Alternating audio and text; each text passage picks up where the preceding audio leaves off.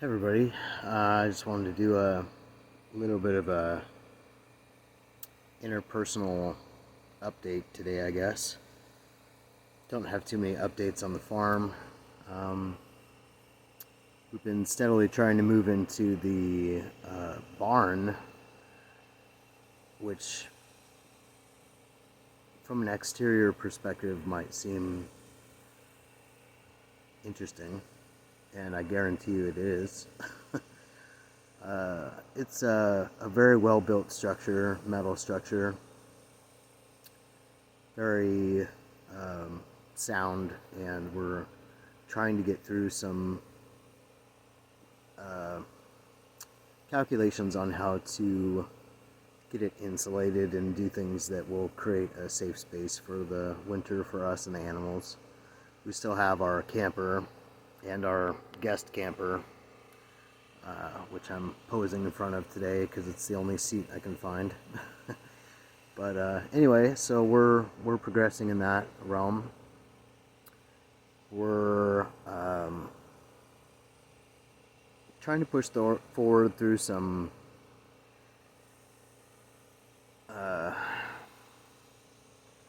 stuff right now.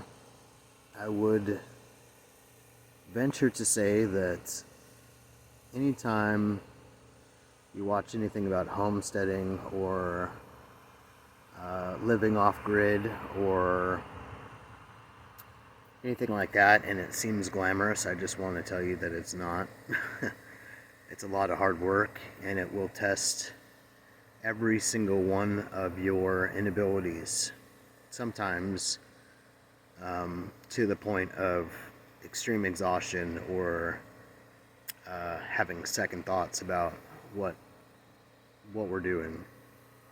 And we've kind of hit that point. We've had some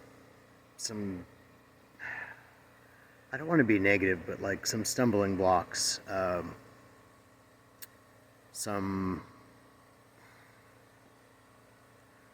challenging times, I guess I'll say, and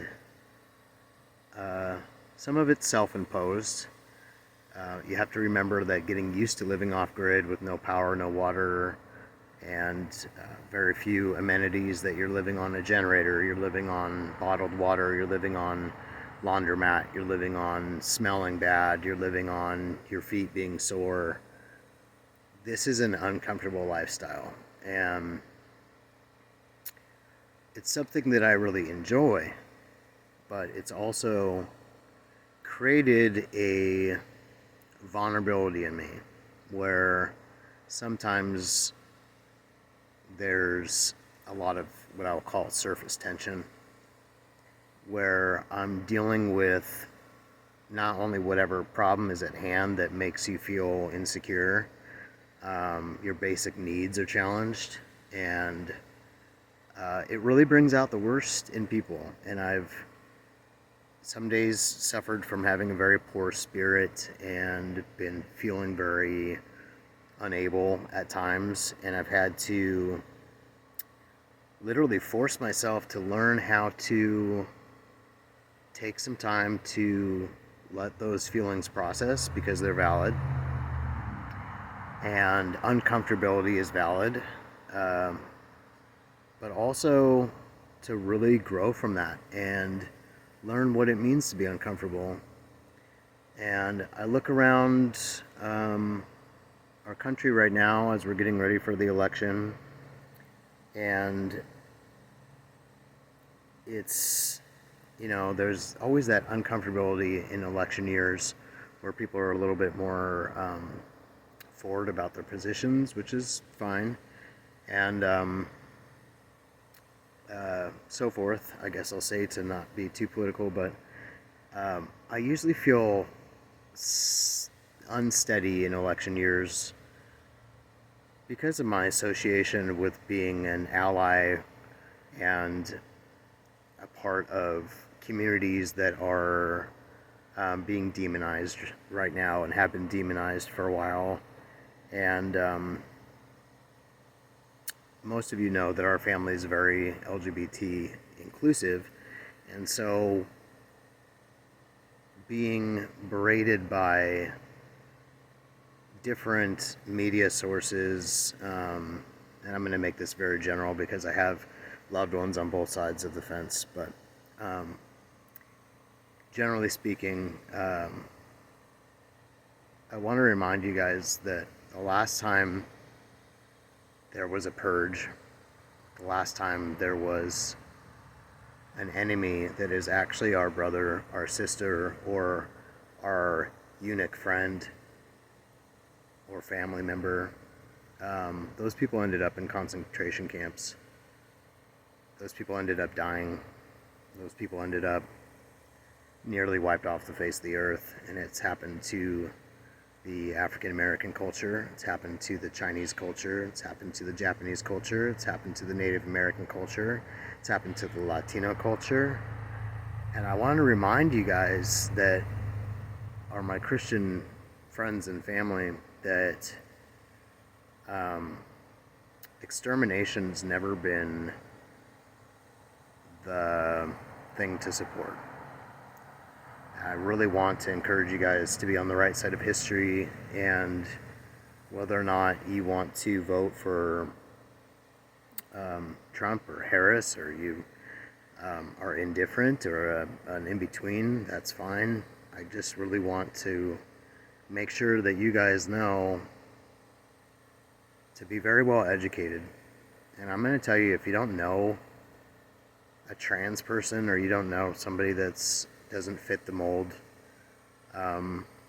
maybe seek that out. Maybe seek out some education. Maybe challenge yourself to be open to understanding where people come from and why they've chosen to live the lives that they live, and how life-saving it's been for them to be able to be themselves, just as we all deserve to be our authentic selves. That's what we're called to be, is authentic. And I don't want to go on too much about that, but I'm feeling some type of way today about some recent events in the media, and there's no time in history when a culture, be it from the Roman Empire to now, no culture deserves to be wiped off the face of the earth. Every culture is valid. Every person was put on this earth for a reason, and nobody deserves to have their authenticity, their lifestyle, their religion, their God put on trial for the color of their skin, their national origin, or whom they choose to love or whom they choose to be. I know I'm very strong in my thoughts on that, and I encourage you to be open-minded and to get educated if you don't understand something, just to branch out and be brave and get educated. Yesterday was my birthday, and per usual I had a very hard time. For those of you who don't know, I'm adopted and have several families that I'm all very proud of and love dearly. I've lost contact with my biological mother about, I think this year will be 11 years ago. And I always pray to hear from her. I always pray that she's doing well, and she suffers from the illness of drug addiction. And that's always a hard birthday. I also am currently losing my mother to dementia, and you can't prepare for that. I don't care who you are, you just can't. So I of course know that my mothers love me and care for me, and aren't always able to display that or show that or tap into that due to whatever situation they're dealing with at the time, be it a mental disease or an affliction of disease, of addiction. I love them, and I have to process so many things this time of year where I have some really deep-seated trauma and some really deep-seated insecurities, and I just tend to fall apart. So today I'm feeling very poor in spirit, despite trying to keep myself in check and be there for my loved ones. I'm very much going through what they call trauma anniversary, I suppose. I've heard that term before, so I'm going to use it. So today I'm just kind of checking in, and I just want to remind you guys to remember what the cause is, remember what the purpose of being here is, and that's to love each other. No ifs, ands, buts about it. It's love one another as you love yourself. Love your neighbor more than yourself. Do everything you can to boast other people because you don't know what they're going through. And you just want to be as best as you can be, even in the valley, even on top of the mountain, to be praising and worshipful to our Creator for giving us the balance of the highs and lows, and to keeping creative in the way that you healed yourself. Sometimes just connecting with the earth and connecting with our mother spirit here, just letting the wind brush over you is cleansing. I just want to tell you guys that I love you. I'm grateful for all of you that reached out for my birthday. This is what 39 looks like, so eat your heart out. Take care of each other. Value each other, please. Value loved ones that you don't hear from. Value friends that don't do right by you sometimes. Value your parents. Value your grandparents. Value our history as a country of united individuals, not divided individuals. The purpose of our government right now is to divide us and conquer us, to make us weak. And I'm not going to stand for it. I'm going to love people that don't believe what I believe. I'm going to love people that don't believe in what I do, who I am, what I stand for. I'm going to love them through that. I don't know what's brought them to that position, and I offer my forgiveness and my love to them anyway. And I feel like that's what we're called to do. So let's keep our Holy Father in mind as we progress forward in our lives, just to try to do the best we can and not be divided. We're all powerhouse individuals, and we need to take hold of that and know that you have the power to change somebody's life for the better. Words can kill, words can lift up. Make wise choices. Do things that benefit other people.